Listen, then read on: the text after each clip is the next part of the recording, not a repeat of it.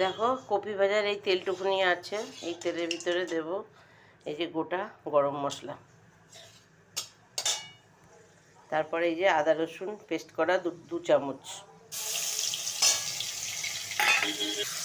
তার সাথে দেবো 1 চামচ টক দই, যেন না ফেটে যায়। দেখবেন সবাই এটা খেয়াল রাখবেন, একদম জোর কম দিয়ে এটারে ভাজবেন। দেখুন কত সুন্দর কালারটা এসছে।